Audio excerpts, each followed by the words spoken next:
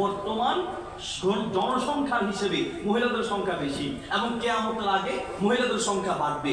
বিয়ের প্রচলন যত বাড়বে তত জিনা ব্যভিচার কমবে। এই জন্যই শরীয়ত আপনাকে বহু বিবাহের মানে 4টা পর্যন্ত বিয়ের অনুমতি দিয়েছে। তো কাজেই কেউ যদি একটার বেশি দ্বিতীয় বিয়ে করে বা তৃতীয় বিয়ে করে বা চতুর্থ বিয়ে করে এবং তার তৌফিক থাকে, পরেও যদি আপনি তিরস্কার করেন তাহলে মূলত আপনি ব্যক্তিকে নয় ইসলামের বিধানকে নিয়ে তিরস্কার করবেন। আপনাকে অবশ্যই গুনাহগার হতে হবে। আল্লাহ তাআলা আমাদেরকে এই ধরনের পাপ থেকে বাঁচার তৌফিক দান করুন।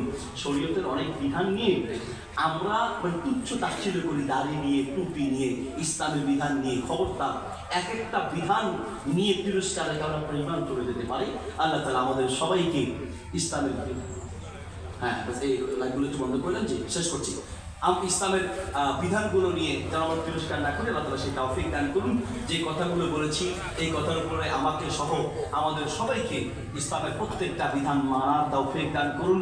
যদি কোনো ভুল করে থাকি আল্লাহ তাআলা আমাদের সবাই ক্ষমা করে দিন। যে এই লাইনগুলো একটু বন্ধ করে দেন। জি, সম্মানিত উপস্থিতি, আজকের এই মাহফিলের ছড়ারপুল ইয়ং সোসাইটি ও এলাকাবাসীর উদ্যোগে তরুণ যুবকের আমি গত বছর এসেছিলাম না।